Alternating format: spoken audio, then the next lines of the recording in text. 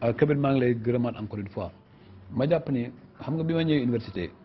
première option premier chantier bi ma defoon c'est le chantier de la sécurité université bi fu la neexoon nga jaar dugg léegi université bi campus bi ñaari buntu la campus buy dem ci campus pédagogique bi buntu buy dem ci campus pédagogique ak buntu bu nekk ci avenue Cheikh Anta Diop te mu nekk des portes électriques boobu benn bant rek moo fa nekkoon bi may ñëw ñu defa porte électrique nga xam ne bouchon moo koy tëj bouchon moo koy kuy dugg xam nañ ko kuy génn xam nañu ko ku nekkul étudiant ou bien di seet étudiant doo fa taxawale moo tax mbirum caay-caay yi fa bëri woon yëpp daanaka dafa jeex mbirum tuxkat yàmbaay yi fa doon mandikat yi fa doon jat yëpp ñu dégager leen xeex yi ci yoreen ay paaka di ko doxalee foofu yëpp paaka yëpp ñu jàpp boobu moo nekkoon premier chantier deuxième chantier mooy ñu defaraat pavillon yi cadre de avant pavillon yi cadre de vie bi mooy li ñu gis noonu mooy ci biti c'est vrai mais ci biir itam toilette yi nga xam ni kenn mësu koo xalaat defaraat nañ ko ba nga xam ne étudiants yi war cee mën a suturlu te ànd ak te gàcce am du ci am beneen bi aussi mooy lal yi ay lalu bois lañ fa fekkoon nga xam ne matt yi lañ ci dugg ci bu baax ñu commencé équiper progressivement daaw commencé nañ ko ren danañ ci gën a soriwaat mooy néeg bu nekk mu am ay lal en fer ay matelas yi ñu fa doon comme matelas yëpp ñu def ay matelas orthopédique yu nga xam ni du pajaasu séeréer loolu tamit effort la ba nga xam ne def nañ ko ci te ñu koy gën a mën a développer beneen bi mooy ñu gën a surveiller la politique de qualité au niveau de la restauration gaa foofu am na aussi ay effort yu ñu war a mën a def mais loolu yëpp nag comme ni nga ko waxee mënul jóge lépp ci gafaka état bi mooy dañu def partenariat ay par exemple ci lal yi waa LONASE jàppale nañu ma ci baax a baax barki démb delluwaat naa ci directeur bu bees bi ñu fa nommé muy suma xarit la Diop mu promettre na ma dana ci gën a jàppaat barkaati démb dégg ngeen ma ak directeur général de la LONASE ñu war a signer une convention de la douane war a signer une convention douane gën a mën a dugg ci biir université directeur général mën a waxtaan ak étudiants yi mën a investir aussi maa ngi discussion ak Orange waa Orange pour que restaurant ticket yi ñu faral ñu ko ñëw de jënd ticket rang foofu ak ay ticket àddina bi pays mag réew yu mag yëpp kenn waxatul mbirum ticket da ngay ñëw ci sa portable benn clic mu nga dugg mooy lu ñuy wax dématérialisation loolu yëpp ñu ngi ci chantier yooyu waa DER gis ngeen ma l'autre jour ak ministre délégué général am Pape Amadou Sarr ñu waxtaanee même étudiants yi nga xam ni seen njàng sottiwul naka la ñu leen accompagner dimbali leen ci ay projet boobu tamit ci ay semaine danañ signé convention accès ak waa DER tamit dañu jàppale ci seen startup yi ñu jàppale ba nga xam ne agent bu nekk danañ xam waxtu bu mu dugg ak waxtu bu mu ñibbi yooyu yëpp mooy li aussi université yi gën a mag ci àddina ñu ciy jéem ba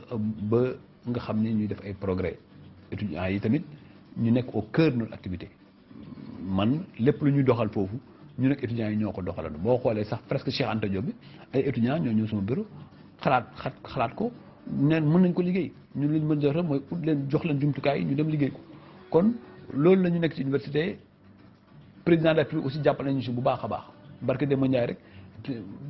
benn étudiant mënul dugg hôpital principal en tout cas bi may ñëw benn étudiant mënul dugg principal parce que bor yi dañ fa bëri benn étudiant mënutoon dellu Abass Ndao parce que bor yi dañ fa bëri benn étudiant buy dem hôpital général Grand Yoff da nga am jafe-jafe mais bi ñu waxtaan ak président ma ne ko lii laa fi fekk comme bor président jël décision ne état bi na ko fay du ko état bi fay bu école septembre di ubbi étudiants yi bépp hôpital bu ñu doon dugg danañ fa delluwaat restaurant yi nga xam ne bor yu fa nekkoon ñu jëm ko fay ma xam ni fii ak ñaari at jàpp naa ni danañ dem ba am équilibre de nos comptes loolu nag effort la liggéey la mais du su ma liggéey ma rek kenn dafa am équipe ba nga xam ni ñu ngi may jàppale di si doxal mais aussi étudiants yi aussi di si dox ba ci université Sine Saloum parce que li nit ñi xamul muy Kaffrine muy Fatick muy Kaolack campus sociaux yi étudiants yi foofu ñu dëkkoon ci lii dañ leen dafa dépendroon ci rectorat yore budget di koy doxal man bi ma ñëwee dañ ma ko jox mais bi ñu ma ko joxee ba weer bi ma nekk nii ci budget wu kudd laa ko doxalee amaguñ budget bu nga xam ne dañ ma ko affecté dañ ko commencé ci loi de finances rectificative bi mais li fa am yëpp suñu góorgóorlu ba nga xam ni ñu mën fa tey taxaw étudiants yi mën a am fu ñu dëkk seen néegi am ventilateur am lal ak matelas orthopédique bi nga xam ni ñoom c'est à 100% muy Fatick muy Kaffrine muy Kaolack cadre bi ñu gën koo defaraat defal leen wifi nga xam ni partout loolu nag quand même ci fàtte naa wax projet wifi bi ma am à niveau de l'université Cheikh Anta Diop ak waa ADIE et à partir de l'année prochaine le wifi sera gratuit dans tout le campus loolu yëpp ay partenariat ay doxal ak pour pexe ba nga xam ni mën a améliorer fonctionnement bi mën a améliorer doxalin bi te wax dëgg yàlla ñi nga xam ne ñooy bénéficiaires yi muy étudiants yi accompagné nañ ci jàppale nañ ma ci jàppale ak accompagné nag wala ne lu ma leen wax rek ñu def déedéet dañuy ñëw xel ñu joxe seen xel ma joxe sama xel ñu waxtaan parfois du ñu juboo parfois ñu juboo ñu ut ay plages de convergence ba nga xam ne tey jàmm am na ci biir université en tout cas ma leen ciy gërëm bu baax a baax. maa ngi lay gërëm bu baax monsieur Ndiaye di nuyu waa Segré yëpp di ci profiter pour nuyu waa Segré yëpp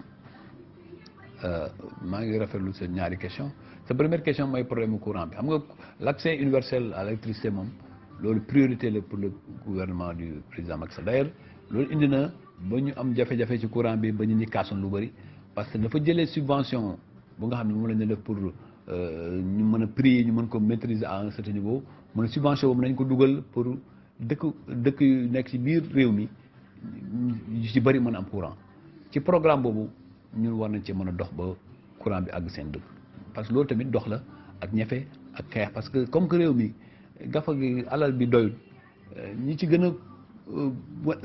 farlu rek ñooy bokk ci kudd yu njëkkee moo tax foofu moom il faut ñun ñëpp ñu autorités yi fa nekk muy maire Segré muy député maire Babou Ndiaye ak les autorités yu nekk département de Birkelane ak ñun ñi ñëpp ñu lënkaloo ñu suivre action boobu ba ci Senelec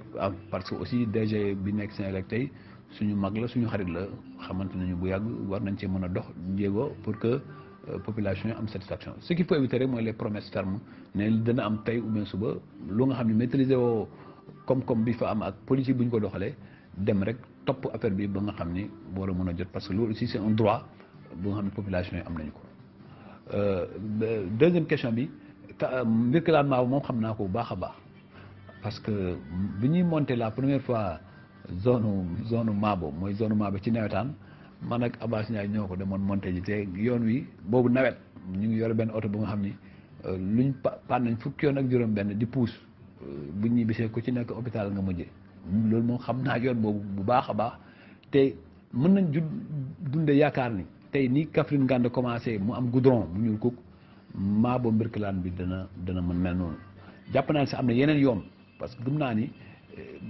Kaffrine bu ñu amee un programme d'urgence mu ñu defal ñu discrimination comme ni ko ministre Mansour Faye waxee woon bu mu ñëwee Kaffrine ñu defal ñu discrimination positive ci plan infrastructure ñu rattraper suñu retard parce que retard bi ñu am ci yoon yi Kaffrine retard bi ñu ci am moo gën a rëy ci retard bu Sénégal yi c'est-à-dire que foofu nag la ñu war a mën a def influence moo tax conférence territoriale bu ministre Mansour Faye doon def Kaffrine ma sawar ci loolu xamoon naa enjeu yu ci nekk te bi mu defee programme bi tamit président validé ko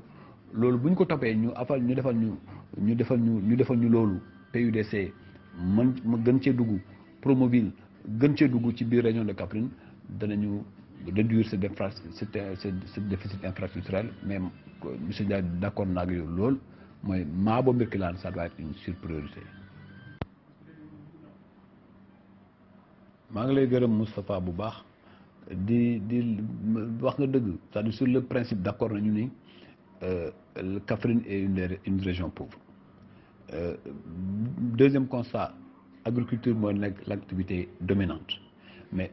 troisième constat d'accord nañu ne aussi agriculture bi nga xam ne 3 mois mënul dundal nit sur 12 mois c'est-à-dire mënoo loolu c'est impensable c'est-à-dire que tant que réglé wuñ paradigme boobu problème bu ñu changé paradigme bu yooyu problème de développement lay nekk réel parce que liggéey ñetti weer bëgg cee dund 12 mois c'est un problème moo tax mbéyum noor bi mooy une des solutions mais loolu du suma politique Ablaye Sow parce que il faut pas aussi qu'on se donne de l'importance qu'on n'a pas loolu politique état la politique état nag mooy tous les démembrements de l'état muy collectivités locales yi accompagner mais loolu dafa ci am aussi initiative à la base c'est vrai ministère de l'agriculture am na effort yu ci def effort yooyu projet yooyu la ñu war a mën a gën a accentuer accompagner nos agriculteurs ci matériel accompagner leen ci formation accompagner leen ci intrant yooyu bu ñu ko defee on pourra progressivement régler la question mais gis naa ni quand même il y a des efforts j'ai vu du côté de Modiba des femmes et des hommes engagés dans ça te mu leen di jural dara yooyu nag la ñu war a gën a mën a synthétiser accompagner ko par les projets par les financements ak par le matériel et j'ai discuté très longuement avec le ministre de l'Agriculture parce que même mbéyum ceeb bi waxoon nañ ko ci région de Kaffrine c'est vrai am na lu ñu commencé woon mais amul portée boobu nguur gi xaaroon ko bu ñu koy commencé yooyu yëpp nag je pense que loolu fi ñu war a mën a dem et c'est ça parce que la monoculture arachidière n'est pas une option du option bu baax c'est-à-dire war nañ mën a béy gerte je suis parfaitement d'accord mais il faut que à côté gerte gi ñu béy yeneen et puis mën ko gën a mën a développer on a toujours dit que le riz ci nord bi rek ci nord Sénégal rek la mën a am mais aujourd'hui les experts ont dit que c'est possible dans la région de Kaffrine mais il faut que mu am volonté de nos paysans à le faire mais aussi volonté politique bu état bi investir fa li ñu fa war a gën a mën a investir pour que population yi am matériel bi mais aussi am moyens yi mun ko doxee voilà man ma philosophie mon point de vue et il recoupe entièrement la philosophie de l'action gouvernementale maintenant xam nga gouvernement day am principe am philosophie mun ko doxee il faut aussi ñu gën a taxaw pour que ça puisse se réaliser et Moustapha je suis parfaitement d'accord que c'est la voie idéale pour que ñu régler la question de notre autosuffisance alimentaire et bu ñu régler la question de l'autosuffisance alimentaire nga xam ni lu ñuy dundee ñu ngi koy béyee ci Saloum on aura réglé les 2/3 de notre chemin vers le développement. Merci beaucoup maa ngi nuyu waa Sagna yëpp mais li mbir mi moom ci ñun ñëpp la dalandoo mais ci du Sénégal rek adduna bi yëpp la dal li am réflexe dafa delloo nit ci nit parce que tubaab yi nga xam ni doole ak alal am nañu ko am système de santé bu am doole ñoom ñëpp mbir mi daf leen dépassé boo xoolee tey États-Unis ay millions ak ay millions la dal ñi mu rey foofu la ëppee te loolu day wane nit ñi ñaari jàngat benn bi nit ay garabam bi olof yi di wax loolu moo am beneen bi doole kenn mënu koo jaay ku dul yàlla rek moo yor doole te mooy premier jàngat ça nous a invité à la solidarité nit ñi solidarité bi am bi mbas mi amee ba tey gën na am ci réew yi gën am ci àddina solidarité boobu mooy nit mën a dimbali nit lu ci mën ci naqarul rek mooy lépp luñ ci def ci télé bi ci rajo bi te mën nañ dimbali nit ñi sans que ñu def exposé liñ ci mën def nañ ko ci def ko ci njëkk ak sutura jàpp naa ni suñu rôle def nañ ko ci li des nag mooy mbir mi malgré effort yu am yëpp mbas maa ngi fi moo tax ñu gën a renforcer mesures yi ñoo xam ne gouvernement baa ngi koy parce que mënuñu ñëw nag topp mbas mi ba rey koom-koom bi parce que loolu day bëgg a faj jàngoro ba jur beneen jàngoro bu gën a métti parce que bu nit ñi dematuñ ba mënuñ lekk ba mënatuñ naan parce que rek ay mesures barrières ay mesures yu ñu jëloon loolu moo tax président nee na nañu dund ak virus bi nag du ne nañ fàtte ne virus bi amul non non dund ak virus bi mooy di doxal sa activité ba pare di moytu bi lu koy indi mooy sa waay booy génn nga yor sa masque bu ngeen taxawee ngeen def 1 mètre de distance bi au moins nuyoo bi ñu bañ ko def booy dugg ci booy benn sa kër nga raxas su saabu booy ñibbisi nga raxas su saabu loolu mooy tax ñu aar ñu may rafetlu nag wax dëgg yàlla liggéey bi nga xam ni personnel de santé yi ci région de Kaffrine def nañu ko may sant yàlla bi nga xam ne bi Kaffrine moo bokk na ci région yu mujj yu am cas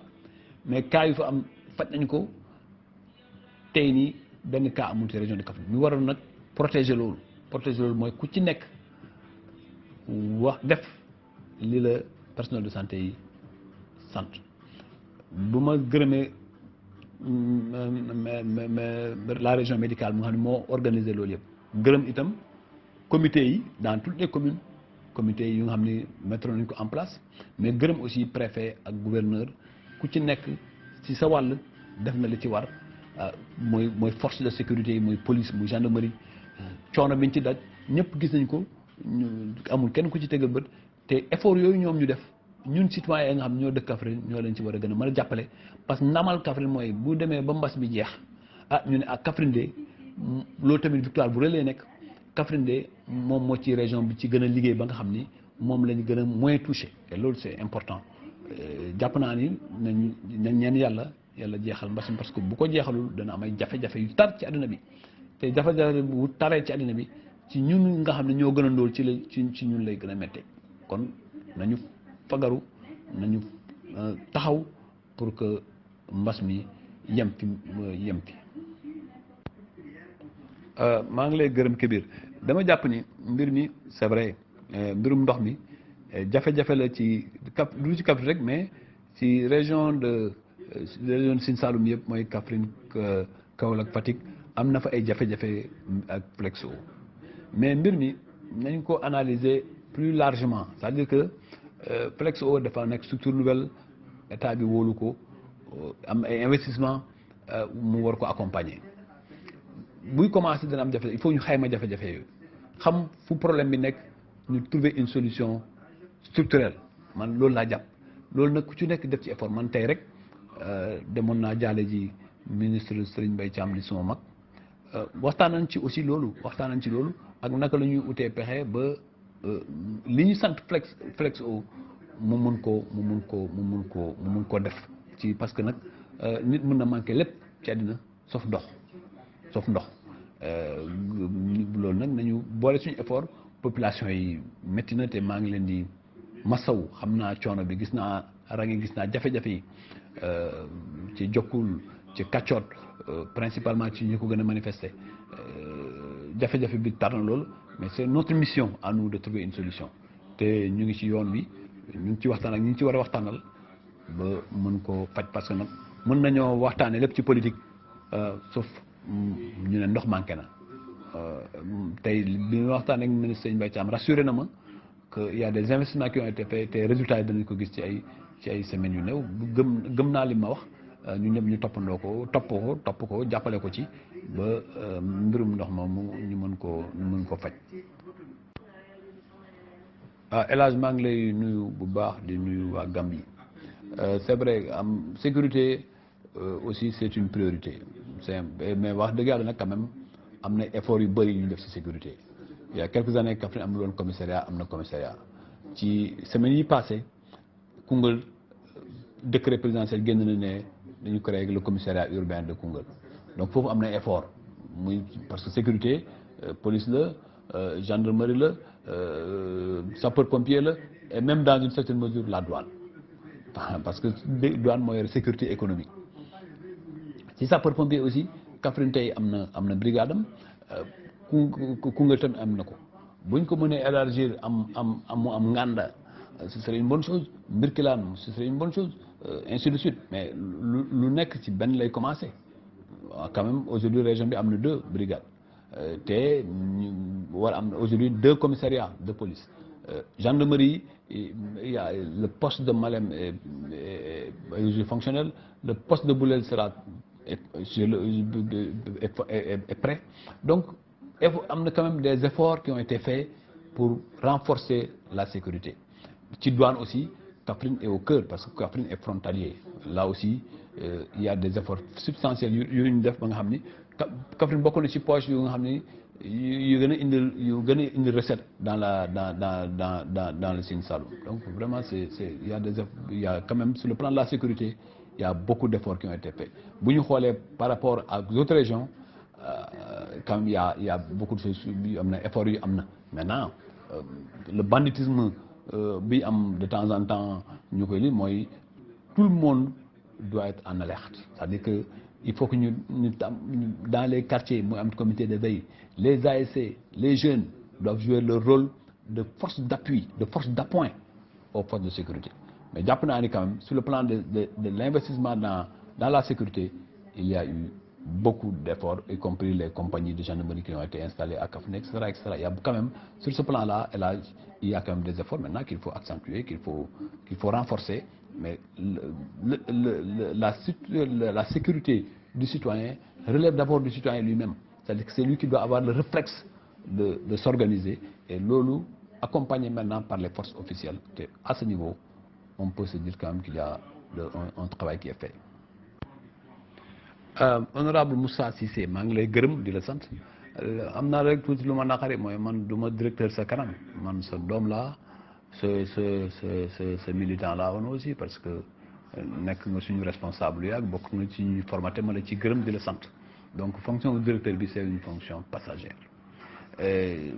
maintenant xam nga man nekkuma dans la politique politicienne li ma gëm moo di c'est vrai président de la République ñëw na 2013 yoo xam nga fi ma nekkoon 2013 c'est clair il y a pas de cachotterie dans la vie 2013 mu def un conseil ministériel des ministres décentralisés et ça aussi rien que le principe d'avoir déplacé le président de la République dans la région de Kaffrine mu ñëw def fa 3 jours c'est une bonne chose quels que soient nos partis politiques quelles que soient nos convictions c'est une excellente chose et il y a eu des investissements qui ont été programmés attention c'est pas des promesses on dit il faut aussi que ñu waxante dëgg boo ñëwee da ngay ne problème mu dëkk bi lii la bu ñu amee lii moo koy faj c'est comme l'État du Sénégal dañuy arrêté ñu ne budget bi lii lañ ci prévoir mais député la à l'Assemblée nationale c'est pas tout le budget qui est réalisé ça il faut aussi que ñu bàyyi politique politicienne bi loolu conseil des ministres décentralisé dafay nekk point de repère par rapport à ça et mbir mi du mbirum Diamagaajo ou du mbirum Katakel ou du mbirum Niaybi ou du mbirum Kaffrine c'est mbirum région bi yëpp la il faut qu'on pense global c'est vrai que après on peut agir local parce que boo nekk Diamagaajo c'est vrai mais tali Kaffrine Nganda bi nga xam ne régime yëpp traversé nañ ko kenn mënu ko fa defar benn mètre goudron boo ko fa defaree nit ñi war faa jaar Diamagaajo am na ci intérêt Kaccot am na ci intérêt Ndioudiène am na ci intérêt ku ci nekk am na ci intérêt c'est ça la vérité et route boobu tu ne peux pas l'évaluer en termes de milliards boo nee ay 200 millions xam nga quand même il faut quand même qu'on doyen am na cër ak respect bi ma la jox mais bëgguma waxee yenn nit parce que xam nga tali kenn du ko wax ay 200 millions te tali boobu Diamagaajo am na ci intérêt ci document boobu peut-être maire Diamagaajo ak population Diamagaajo dañ la mën a tontu sur affaire bi en termes de financement d'emploi des jeunes en termes d'emploi des jeunes qui ont été créés là-bas tu ne l'as pas encore évalué hôpital régional bu nga xam ne ñoo ko bokk doo ma wax 200 millions la hôpital régional bi ñëpp ko bokk la compagnie de gendarmerie qui a été installée c'est pas aussi ay 200 millions donc loolu mais moi je ne suis pas dans ce débat lu ma débat mooy jàpp naa ni ñun doomu Kaffrine bu ñu gënee jàppante gën a investir ku ci nekk ci li nga xam-xam ak xam-xam li màcc danañ dexool suñu région je suis convaincu que Macky Sall li mu ñu mën a def rek mooy pousse ñu mais du mooy jiite développement wu région de Kaffrine non dafa mën a mooy investissement yi ñu bàyyi ay ñoo kii moo def lii kële moo def bu ñu def bilan ku nekk bu ñu defee bilan am ba sa waaye am na lu ñu ci wax am na lu ñu ci war a mën a wax donc loolu vraiment je considère que et loolu itam mais chaque jour ñu kaas ko dem nañu kanamu président de la République ñu ne ko da nga war a accorder une discrimination positive à la région de Kaffrine te loolu conférence territoriale bi fa Mansour Faye def ñëwuloo ci mais boo ci ñëwoon da nga dégg ni ci conseil des ministres décentralisé dans le préambule liñ ci prévoiroon ak liñ ci def commune par commune ne lii mooy rëq-rëq yi il faut que président mu joxe un autre signal accompagner la région de Kaffrine c'est ça le débat il faut nous projeter sur l'avenir comment on va faire pour faire avancer la région c'est ça le grand débat et comme je l'ai dit man tantôt je ne suis pas dans les petites querelles je suis dans la grande querelle Kébir maa ngi lay gërëm mbir mi neex na loolu débat bi vraiment mën nañ tarxis 23h la ñu waxante woon mën nañ def tarxis ba 23h30 parce que dama am yeneen engagement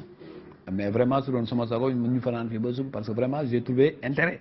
et loolu lu ma neex la en tout cas débat bi naqariwu ma mais mën nañ continuer ba 23h30 et après bon ñu mën a aussi libéré wu. maa ngi lay gërëm di la sant lool ma wax ni rek damay très clair bu savez man fonctionné wu ma ci ay rumeur man du ma lu ko luy laxatu man lépp lu may def dafay leer nañ ci bëccëg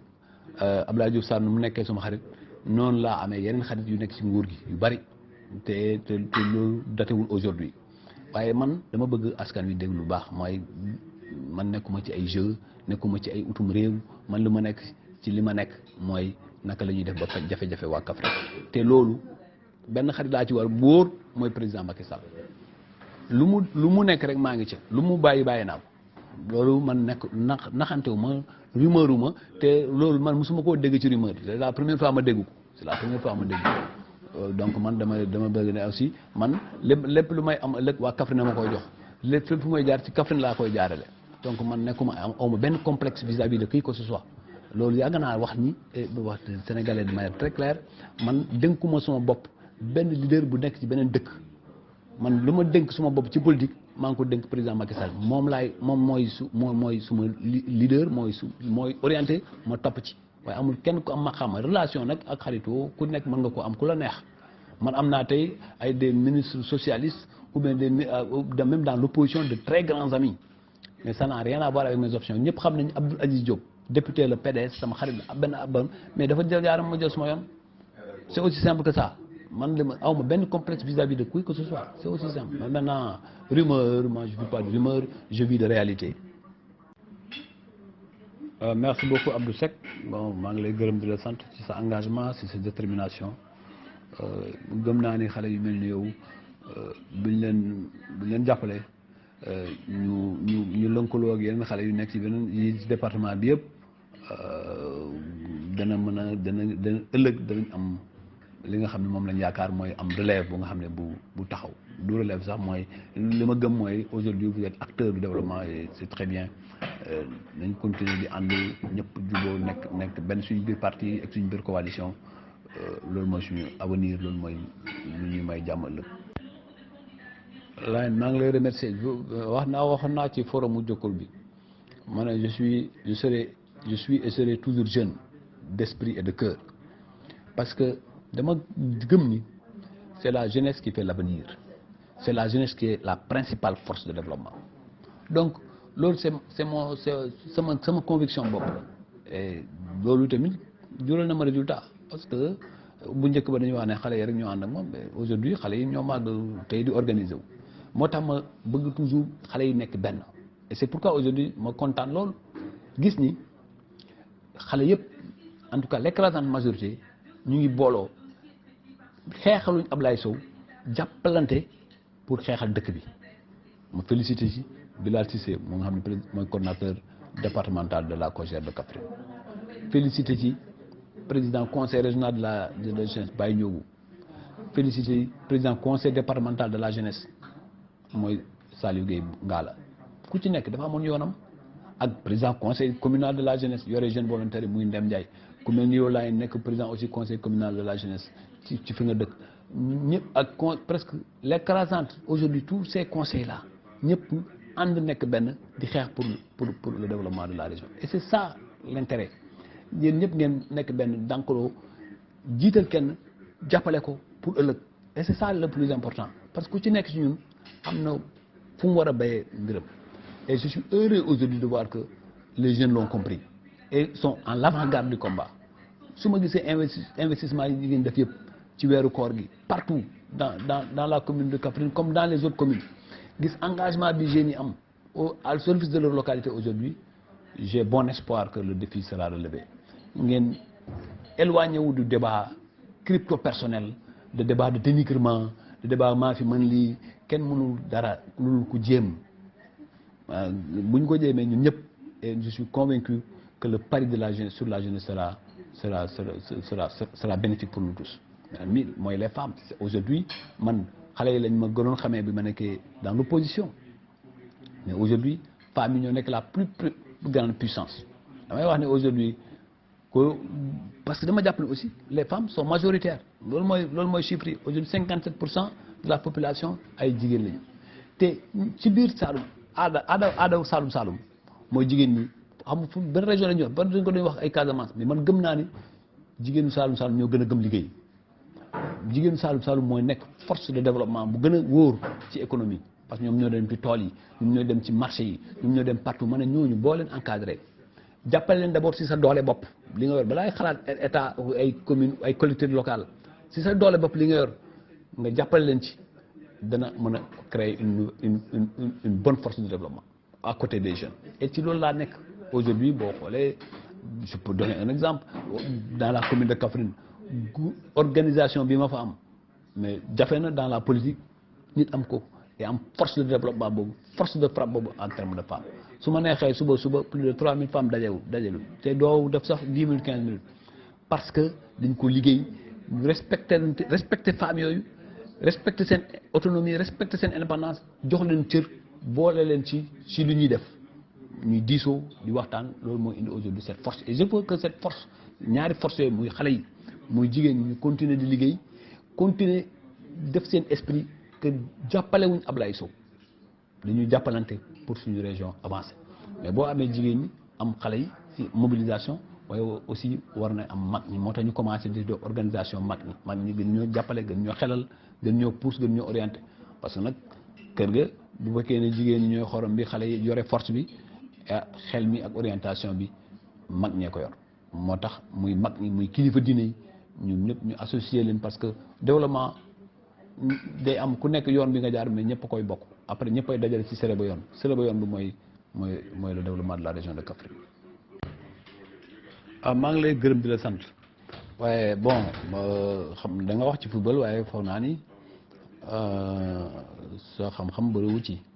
parce que man li ma jiite mooy football amateur nag mooy club yu nga xam ni nekkuñ club professionnel football da ngay comprendre dafa am ñaari pàcc bu nga xam ni ñii dañ ko def métier di ko liggéey di fayeeku ak ñi nga xam ni football amateur man football amateur laa jiite football amateur nag fu ci gën a sori mooy national 1 Kaffrine nga ca AS Kaffrine mu ngi national 1 ci national 2 am nañ ci Ngélémou am nañ ci Espoir bokk nañ ci région yu gën a représenté wu foofu élite bi nag saway football dafa am yoon moyen koy joxe te moyen yooyu sax ñun liñ ci def tey amul benn région bu ñu ëppale ci moyens yi ñu ciy def waaye option nekk professionnel ak amateur ku nekk option am la loolu ma leeral la foofu donc li ma tax jiite tey football amateur bi moo tax ma nekk ci personnalité yu nekk ci football bi muy beneen bi bu ñuy xayma jéego dañ koy xayma te wax dëgg te teg ko ci dëgg Kaffrine bu ñuy ñëw ci football bi di ko jiite muy nekk ñu nekk fédération ñetti club moo amoon mooy AS Kaffrine mooy Bambuk bu Koungheul ak USB bu Mbirkilaan sax si sama loxo la jaar tey am nañu fukk ak juróomi équipe ci région bi ñuy football ci catégorie yëpp c'est-à-dire que fu am équipe senior am équipe cadette ak équipe junior handicap bi ñu am ci équipe cadette yi mooy simplement affaire kayitu juddu yi te loolu ci affaire région de Kaffrine rek la région yi réew mi yëpp ñoo am problème mu petite catégorie ci kayitu juddu kon te gis nañu ci phase nationale yëpp Kaffrine participé bu ñu ci participé l'année dernière ca Fatick bu fekkee ni yaa ngi suivre ñëpp dañoo ne Kaffrine rek moo ñëw ak ay xale te football bu gën a plaisant Kaffrine la amoon donc am nañu ay progrès substantiels yu am te lu mën a teg bët tey boo demee ba Lour ñu mën a am équipe organisée wu ñuy jouer championnat Segré di jouer championnat Mabo di jouer championnat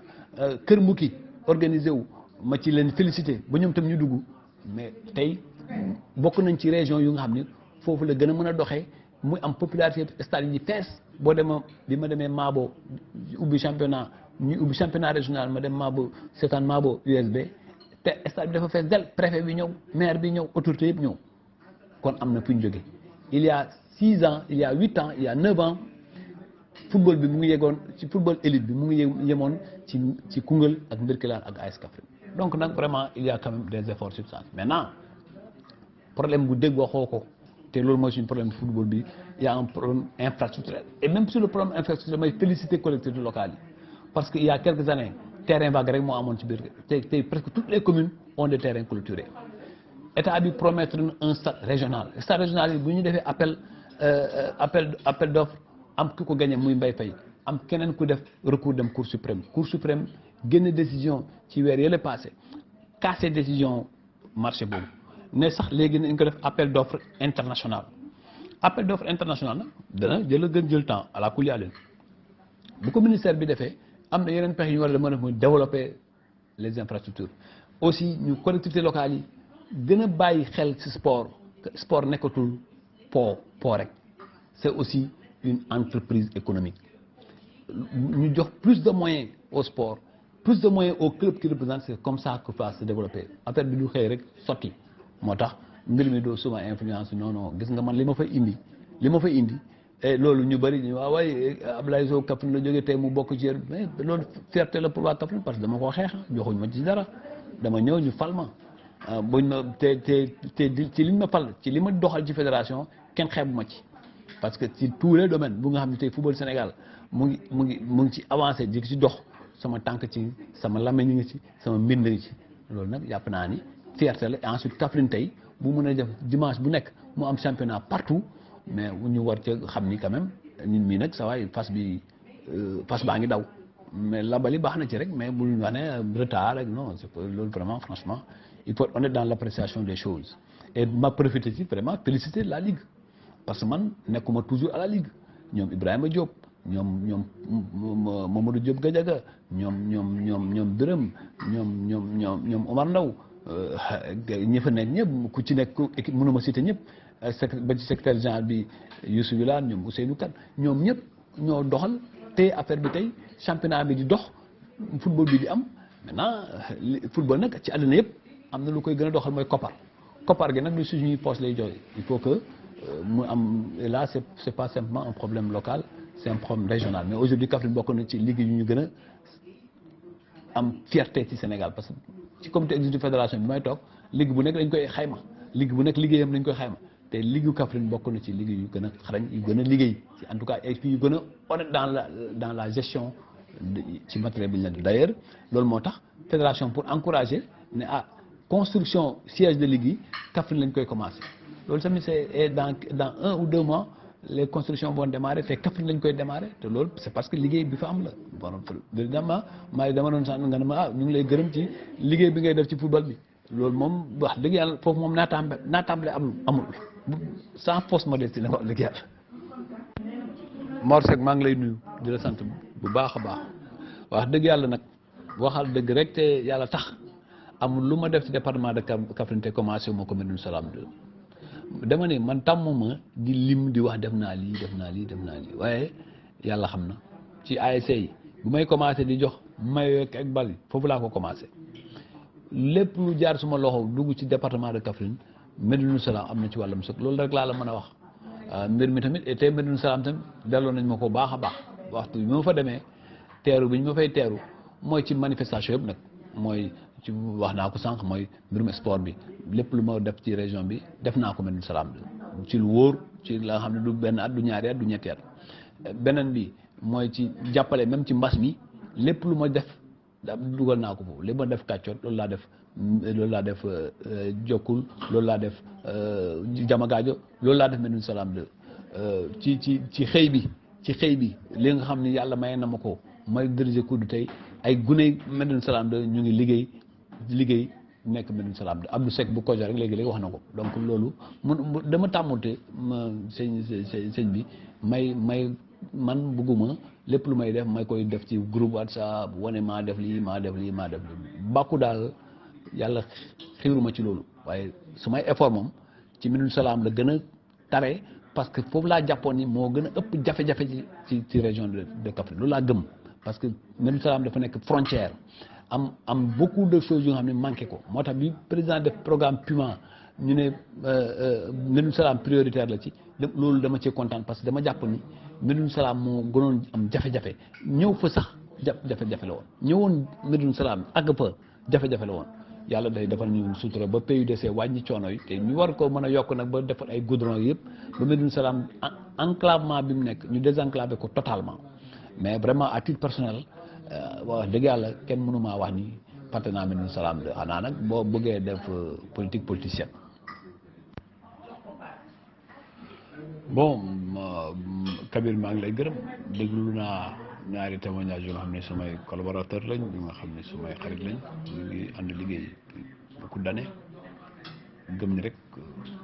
équipe mooy doxal lépp li ñuy wax ni daf may gën a ñaax daf may gën a renforcer le sens des responsabilités le sens des responsabilités dafa am solo ci nit et ces jeunes là yu nga xam ne ñu ngi jàpp ci yaakaar ma wóolu ma chaque jour que Dieu fait damay góorgóorlu di xalaat ñii su ma leen recevoir xaw ma fu may mujj et c'est pourquoi d'ailleurs vraiment ma seen témoignage yi gën ma sas maa ngi leen di remercier ci seen loyauté maa ngi leen di remercier ci seen considération remercier aussi askanu Kaffrine yëpp wax dëgg yàlla ci man bi ma nekkee xale ba tey ci mouvement associatif laa màggee ci xeexu mouvement associatif laa nekk développement wu Kaffrine daf ma mës a préoccupé parce que xam naa jafe-jafe yi fépp fu mën nekkee te homme politique du jooytu ci kanamu jafe-jafe yi mooy homme politique c'est-à-dire que ni ngay def yow ba nga indi ci impact ba nga changer la donnée de vie des populations loolu moo am solo parce que politique taw rek ay wax ay xutba ga nit ñi loolu dañ koo dépassé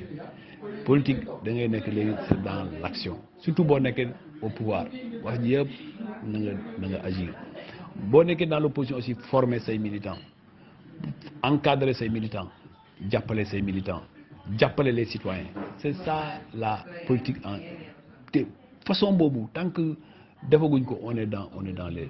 moo tax vraiment ma gërëm ñëpp sant groupe bi bu baax a baax 22 heures lañ wax 23 heures lañ waxoon dem nañ ba 23h43 parce que simplement débat bi neex na groupe bi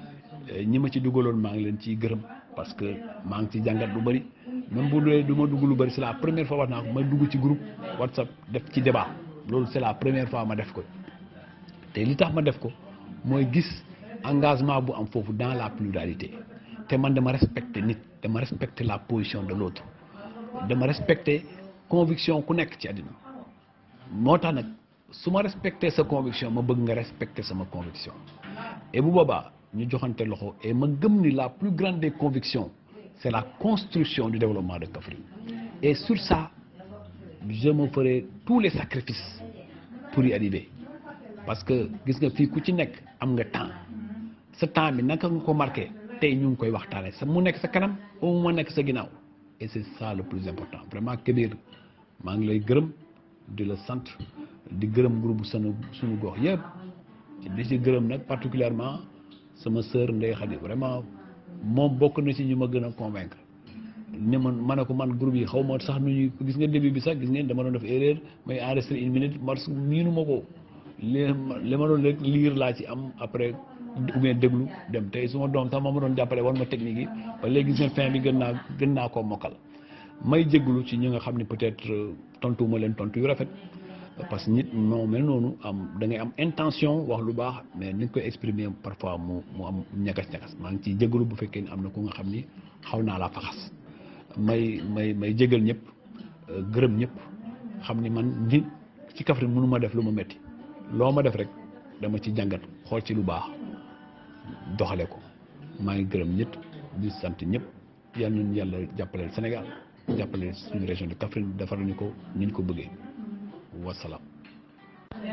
man awma plat préféré loo ma jox ma lekk bu waxtu ba jotee danaa ko wax waaye waxtu bi dafa jotagul. te yow nag yow bii question moom da nga koo posé nii rek waaye xam nga ni football laa ci gën a bëgg nag. xam nga li tax yéen seen ma kontaan mooy au moins créer ngeen place du débat public contradictoire te loolu mooy point de départ d'une bonne démocratie parce que le débat est essentiel il est même consubstantiel à la démocratie te loolu ngeen réussir maintenant il faut aller plus loin réfléchir créer des cadres de réflexion sur les politiques de développement leur impact dans notre région naka la ñuy def ba jël ñun en charge notre développement de manière organisée ñun ñëpp ñu ànd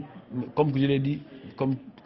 communistes ñu ko waxee marchons séparément mais quand il s'agit de frapper frappons ensemble te loolu gis naa leen yéen a ngi ci mais xam nga ñun acteurs politiques lañu man je préfère toujours garder la distance c'est-à-dire que ñun acteurs politiques fu ñu dugg rek daf koy xaw a yàq moo tax toujours lu ñu mën a def mooy fu ñu sollicité ñu dugal ci suñu loxo fu ñu sollicité wul ñu jàpp suñu njàmbur xool nu mu doxee en tout cas de loin xool naa groupe bi xam naa ni c'est un groupe porteur su ngeen continuer ci ligne bi mooy ku ci nekk am position démocratique mais mën ko exprimer mu am débat ñu xool toujours l'intérêt du développement de la région lu ñu ma ci mën a xelal ñi nga xam ne à toutes les positions mooy ceux qui sont dans l'opposition comme ceux qui sont au pouvoir que loo ci mënta xel bu ñu ma ci jox danaa ko njëriñoo ci intérêt askan wi. Kébir maa ngi tàgguwaat parce que tàggoo dama naa ba tàggu ngeen delloo ma mais loolu yëpp ci liggéey bi la ma leen di gërëm bu baax a baax parce que may ngeen ma tey occasion moo xam ne xëy na mënu ma ko woon may sama bopp su ma ñëwoon Kaffrine xëy na samay militant ak responsable yi ma gën a jege yooyu laay waxal tey may ngeen ma wax ak ñeneen ñi nga xam ni seen xel ak seen xalaat day mottali li ma yoroon te c'est ça le sens le plus important en tout cas di leen encourager di leen féliciter comme ni ma ko waxee sànq c'est la première fois et c'est une belle expérience que j'ai eue aujourd'hui te loolu dañu ne bu lekkee aram na ko gërëmee coy maa leen koy gërëmee di leen encourager xam ni c'est comme ça qu'on va créer le vrai débat citoyen parce que c'est la citoyenneté mooy jël en charge le développement et li ngeen di def nii c'est comme cela mën nañ am diversité mën nañ am pluralité ku nekk ak gis-gisam ak bëgg-bëggam mais l'essentiel est que nañ xam li ñu bokk li ñu bokk nag bu ñu ko sàmmee si lay suñu doole di am